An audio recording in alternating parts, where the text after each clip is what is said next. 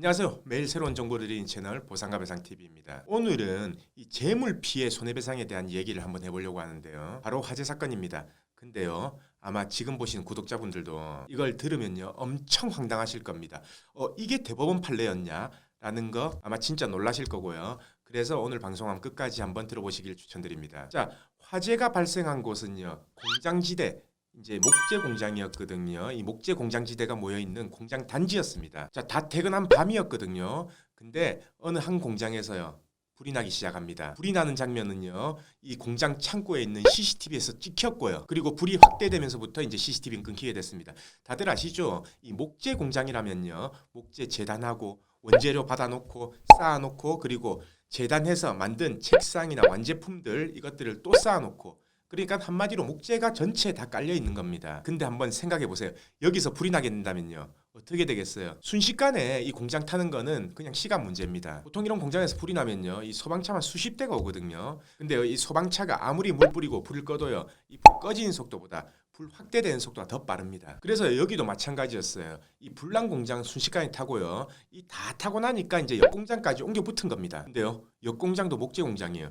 그러니까 이제 공장도 금방 다 타버렸겠죠. 한번 생각해 보세요. 목재가 이렇게 쌓여 있습니다. 그리고 그 창고 안에 목재가 쌓여 있겠죠. 그러면은 목재가 타면서 창고가 무너지겠죠. 그러면은 위에서 물을 뿌린다 한들 어떤 소용이겠어요? 결국 이 안에 있는 목재가 타고 있으니까 소방관들은 이때 어떤 방법을 쓰냐면요. 중장비, 크레인 등을 가지고 와요. 그래서 다 뒤집어 까고 부수고 합니다. 그리고 나머지 잔불 정리까지 다 해야지만 화재 진압이 되는 거예요. 이 불난 공장 다 태우고요. 옆 공장까지 갔죠. 옆 공장까지 다 태웠습니다.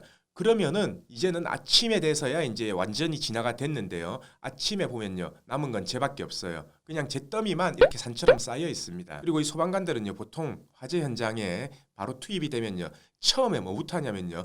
옆 건물로 확산이 안 되도록 그 조치부터 해요. 방화선 치는 거거든요. 왜냐? 이 건물은 어차피 가연물이 다 타면은 그다음부터는 탈 게 없어요.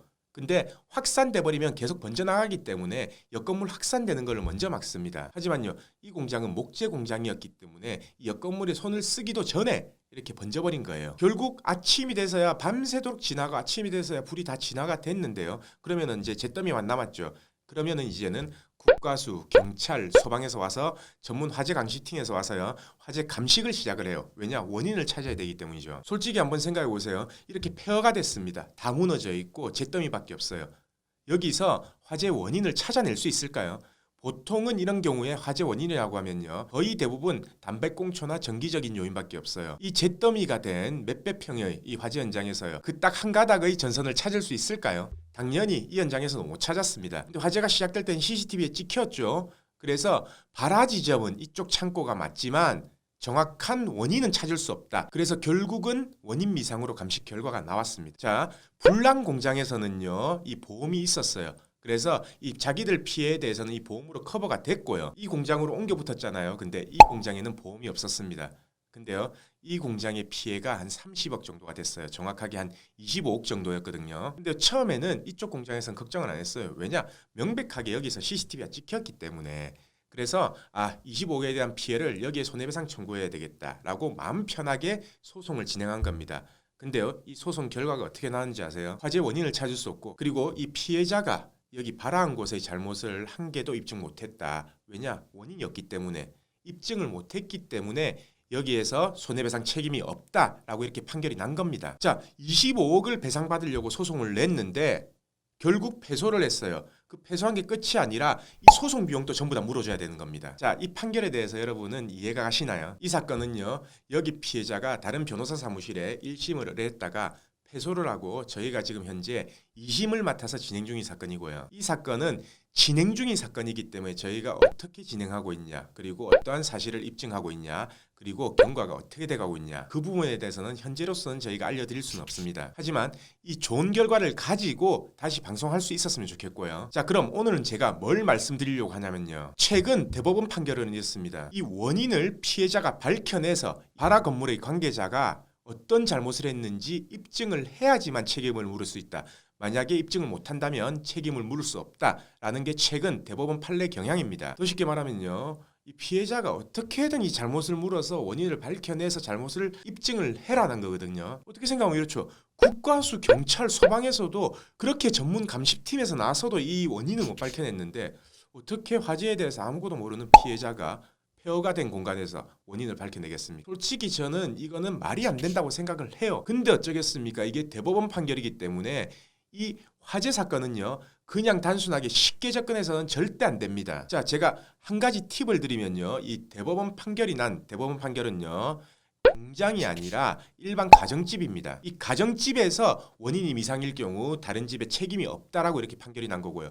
그거는 가정집에서 판결이 난 거지 공장이나 공장이 이렇게 밀집된 지역에서 발생한 화재에 대한 대법원 판결은 아니라는 얘기죠. 자, 그래서 지금 제가 이제 화재가 발생한다면 특히 화재가 발생해서 피해자라면 제가 하는 말 꼭 명심하셔야 됩니다. 화재 발생 직후에요. 절대 가만히 있으면 안 됩니다. 소방, 경찰, 국과수에서 밝혀내겠지? 아닙니다. 원인 미상 나오는 경우가 거의 한 70% 이상이 돼요. 어떻게든요 피해자가 증거를 찾아내려고 노력을 해야 됩니다. 사설 감식 업체한테 의뢰를 하든 화재 감식 협회에 의뢰를 하든요 할 수 있는 방법 총동원해서라도 이 원인 밝혀내는데 노력을 충분히 하셔야 된다는 거죠. 자, 이 원인을 밝혀낼 수가 없다면요 화재가 확산된 이유 그거라도 밝혀내야 됩니다. 자, 다시 말하면요 화재 원인을 밝혀서 이 발화지 관계자의 잘못을 묻든가 아니면 이 화재가 확산된 원인에 대해서라도 밝혀서 이 발화지의 관계자의 잘못을 물어야 된다. 만약에 그 두 가지 다 못한다면은 아무리 화재에 대한 피해자라고 하더라도요 손해배상 청구 안 될 가능성이 높습니다. 화재 사고는요 이런 다른 손해배상 사고와 다릅니다.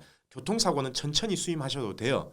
근데요 이 화재 사고는요 바로 선임하셔야 됩니다. 자, 만약에 내가 보험가입을 해서 보험금 받을 게 없다라고 하면요 손해사정산 선임할 필요가 없어요. 아예 무조건 변호사를 먼저 알아보시고, 왜냐 어차피 법원 감정을 해야 됩니다. 그래서 이중으로 비용을 지출할 필요도 없고요. 바로 변호사 알아보셔서 빠른 대응하셔야 됩니다. 화재 초기부터요. 자, 그럼 오늘 방송은 여기까지 하고요. 내일도 새로운 주제를 가지고 오겠습니다. 오늘 방송 끝까지 봐주신 구독자분들 감사드립니다.